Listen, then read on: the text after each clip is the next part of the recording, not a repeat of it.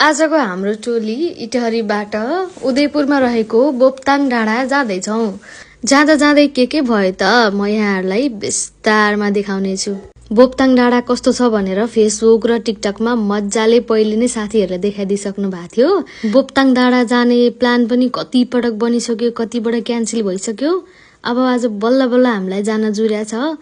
चतराको पुलको भ्यू हेर्दै हामी लाग्यो बोप्ताङ डाँडा। तराईको मान्छेलाई पहाड देख्ने बित्तिकै स्वर्ग गए चाहिँ लाग्ने, तर यसो हेर्दा यो स्वर्ग भन्दा कम पनि छैन है साथीहरु। चतराको पुल कटेर 2 किलोमिटर जति अगाडि आइसकेपछि सोमबारे चोक आउँछ। सोमबारे चोकबाट राइट साइडबाट हामी उकालोतर्फ लाग्यो। उदयपुरको बेलका रिसोर्टको अपोजिट साइडको बाटोबाट सिधै गएपछि बोप्ताङ डाँडा पुग्ने रहेछ। नेचर मनपर्ने मान्छेको लागि त स्वर्गै हो यो त। हेर्नुहोस् त कति आनन्द लाग्दो। हल्का बाटोहरू चाहिँ बिग्रेको थियो तर त्यति खराब चाहिँ थिएन। जति हामीले सोचेको थियौं त्यो भन्दा राम्रै थियो। बीचबीचमा ग्राभेलहरू थियो तर राम्रै थियो। समग्रमा त्यस्तो खराब पनि होइन।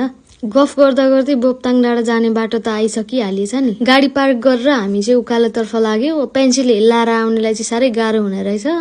पेन्सिल हिल चाहिँ नलाउनु होला, सबैजनाले फ्ल्याटै लगाएर आउनु। अलिकति माथि पुगेपछि चटपटी पानीपुरी फ्रुट्सहरू पाइने पसल रहेछ। त्यहाँबाट चाहिँ फ्रुट्स खाँदै जाँदा हुने रहेछ। अब म चाहिँ यो हेरेको हेरे भयो क्या। म फेरि तराईको धुलो गन्दगी देखेर गएको मान्छे त ओहो, यस्तो चिसो हावा, नेचर, प्रकृति प्रेमी मान्छेहरूको लागि त यो त हेभेन नै हो। हेभेन डाँडा। म चाहिँ बोप्ताङ डाँडा होइन, यहाँको नाम चाहिँ हेभेन डाँडा नै राख्नुपर्ने भनिरहेको थिएँ। माथिबाट तल हेर्दाखेरि सप्तकोशी नदी सरला बगिरहेको छ। त्यहाँबाट देब्रेपट्टि हेर्दाखेरि यस्तो मजाको पहाड देखिन्छ।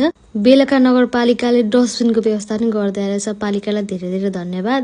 माथिबाट तल झरिन्छ कि भनेर चिप्लेर लडेर फेरि समाउने ठाउँ पनि छैन। कता समाउला गइन्छ भनेर हल्का डराउने मान्छेको लागि चाहिँ रिस्की नै हो यो। यसरी समाउने मान्छे पनि लिएर जानुपर्छ है, डर लाग्ने मान्छेले चाहिँ। अरू कुरा त्यस्तै हो कि प्याराग्लाइडिङ देखिसके पछाडि त मनमा यति आनन्द आउँछ नि।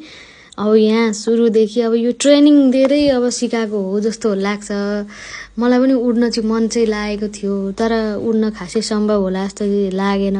यसपालि दाइले उडेको हेरेर चित्त बुझाइयो। अब भाग्यमा लेखा छ भने उड्न पनि लेखा होला नि त भन्ने हेरेर भिडियो गरियो। भिडियोमै हेरेर आनन्दले खुसी भयो। दाइ उडेर कहाँ पुगिसक्नुभयो, म यहीँ छु, हेरेछु दाइलाई। कहाँ पुग्नुभयो हेर्दा हेर्नुहोस् त यति रमाइलो छ बोप्ताङ डाँडा के।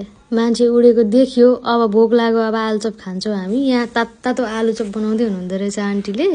अब आलुचप लिएर हामी चटपटे र आलुचप मजाले बसेर खान्छौँ। यहाँ दिदीले बनाउँदै हुनुहुन्छ चटपटे त मिठो नै थियो तर आलुचपको अचार चाहिँ खासै मिठो लागेन। आलुचप पनि ठिकै लाग्यो।